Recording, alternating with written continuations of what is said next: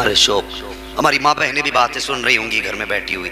तुमसे गुजारिश है, खुदा का वास्ता कभी अपने शोहर से ऐसी फरमाइश न करना जो उसकी हैसियत से ज्यादा। हाँ, अक्सर ऐसा होता है, औरतें कहती हैं जैसे प्रधान की बहू ने सूट पहना वैसा मुझे चाहिए। वो मर्द मर्द होता है, अपनी इज्जत के लिए मर तो सकता है लेकिन अपनी इज्जत का सौदा नहीं कर सकता।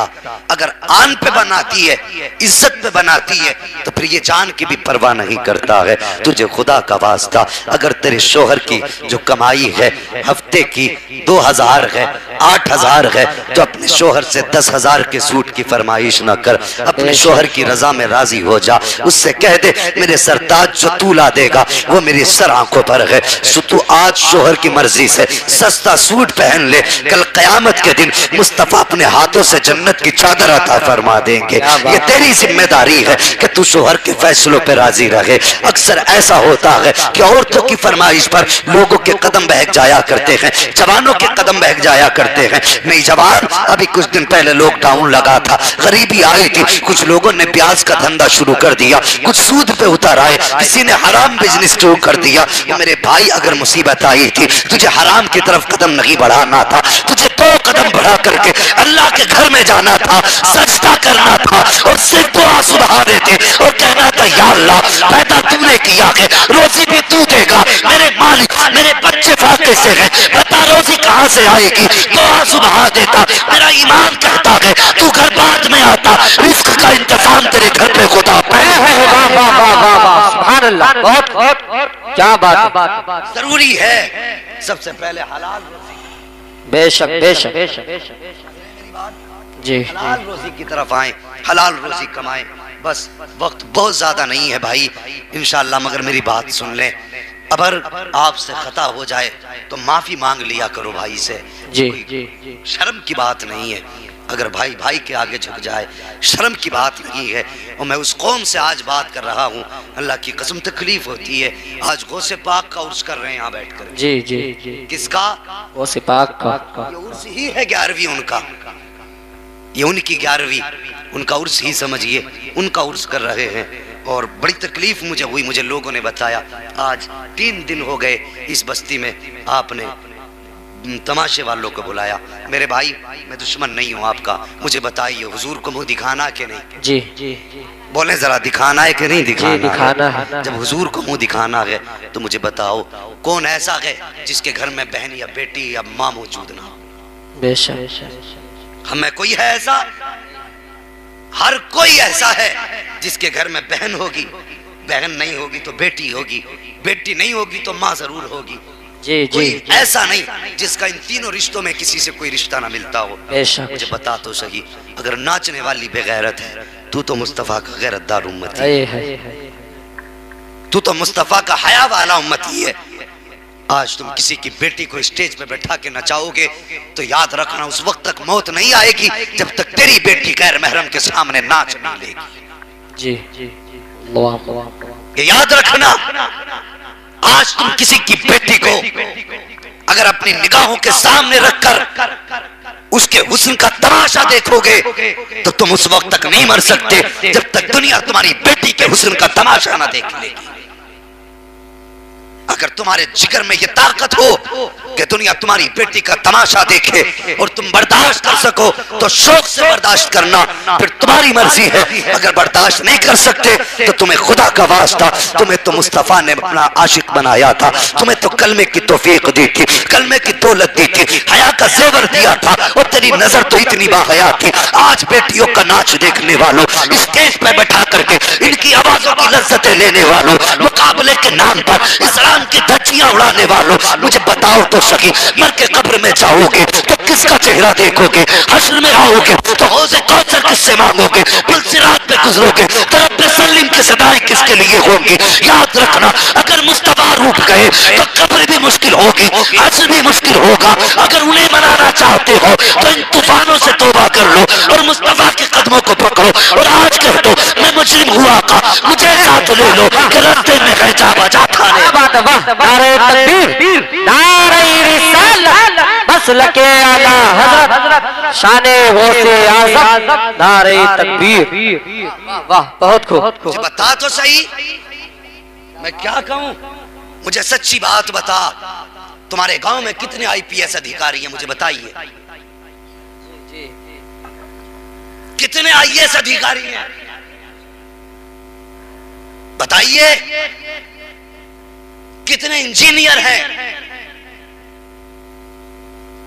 मैं पूछ रहा हूं आपसे, है कोई? और जिस कौम के अंदर एक इंजीनियर बनाने की औकात ना हो, उसे हया नहीं आती वो नचनियों पे खड़े होकर के नोटों की गड्डी लुटाए?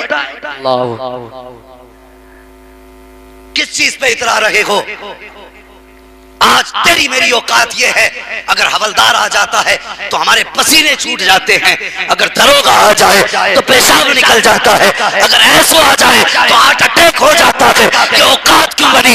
इसलिए कि हम जाहिल रह गए हैं, तालीम रखी है, जो काम मजदाशियों में पैसे लुटाती रखी, फिर तरक्की उसका मुकद्दर नहीं होती है। अगर तरक्की चाहते हो, अय्याशियों के दरवाजे बंद करो, अय्याशियों के दरवाजे बंद करो, जो लाखों रुपए तमाशे में लुटाते हो, एक बेटे को खड़ा करो, उसको आईएएस अधिकारी बना लो, खुदा की कसम तुम्हारी भी इज्जत हो जाएगी, मुसलमान सोसाइटी की भी इज्जत। वाह वाह वाह वाह वाह, क्या बात है, बहुत खूब।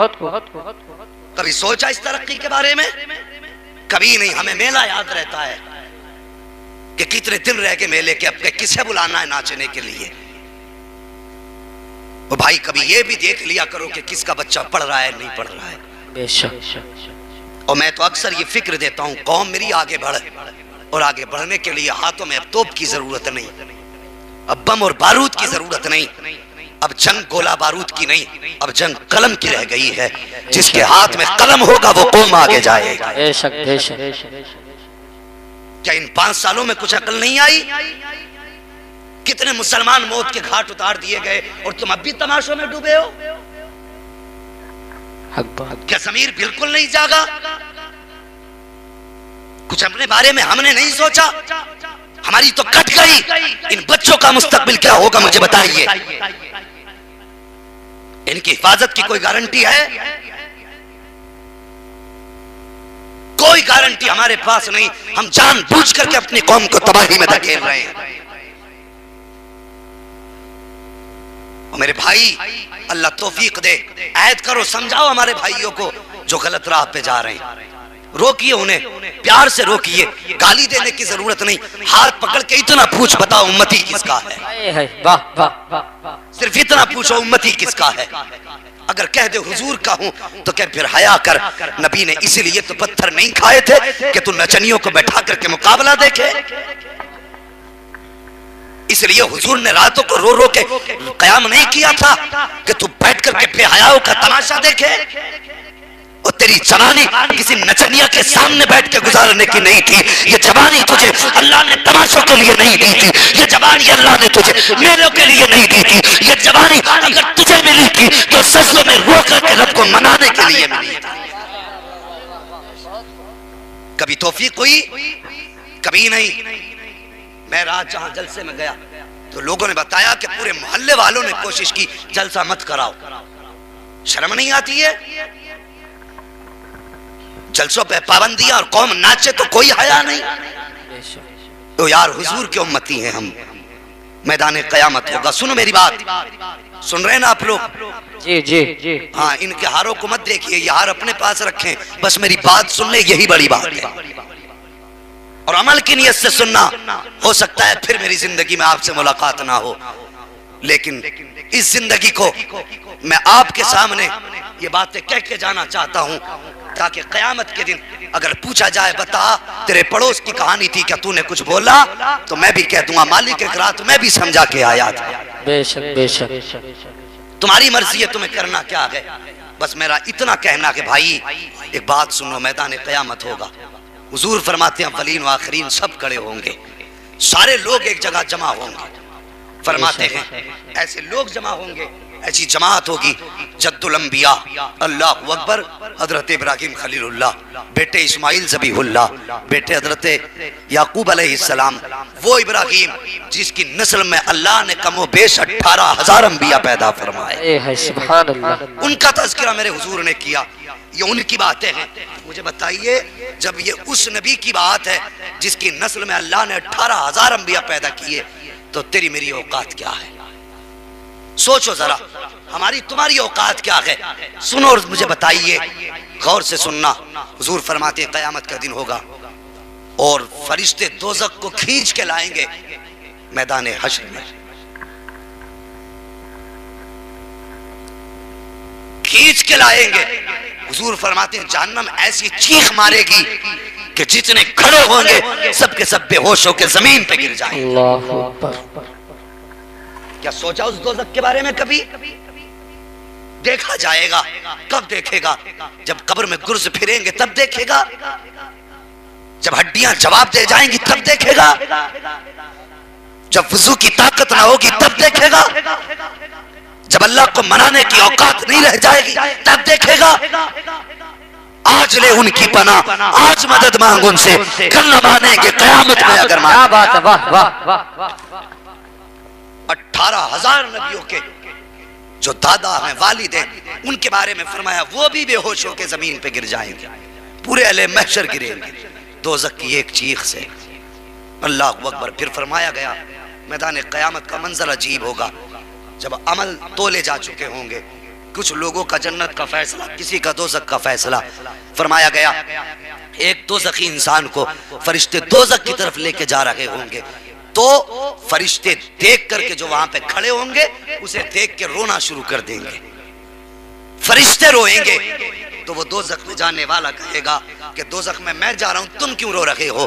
तो वो फरिश्ते कहेंगे अफसोस इस बात का नहीं है कि तू दोज़ख में जा रहा है, अफसोस इस बात का है किसका उम्मती हो के दोज़ख में जा रहा है, उम्मती किसका है और दोज़ख में जा रहा है, इस बात का अफसोस है। ओ भाई, आखिरत की तैयारियां कर लो जवानों, रिश्ता मुस्तफ़ा से करीब करो, आका से प्यार करो। अपनी दौलत तुम्हारी दौलत का जानते हो आलम क्या है? फरमाया गया अगर मुसलमान की हलाल कमाई का 1 रुपया भी कब्र के अंदर गिर जाए और तख्ते लगा दिए गए हों, पूछो इन उलमा से, अगर बेटे ने चेहरा नहीं देखा है तो तख्ते हटाने की इजाजत नहीं है, बहन ने चेहरा नहीं देखा है तो तख्ते हटाने की इजाजत नहीं है, माँ ने चेहरा नहीं देखा है, तख्ते हटाने की जरूरत नहीं है। लेकिन फरमाया गया अगर तेरी कमाई का 1 रुपया भी, हलाल कमाई का 1 रुपया कब्र के अंदर गिर जाए और तख्ते लगा दिए गए हो, हुक्म ये है तख्ते हटाए जाएंगे, रुपया निकाला जाएगा, बाद में तख्ता लगेगा। तेरी कमाई को इस्लाम ने इतनी इज्जत दी है कि तूने ये कमाई अपनी इन नचलियों पे क्यों लुटाई है, गाने वालों पे क्यों लुटाई है? अगर लगाना था तो मुस्तफा की किसी बेवा बेटी पे लगा देता, यतीम उम्मती पे लगा देता, इधर यतीम राजी होता, उधर मदीने वाला मुस्तफा राजी होता।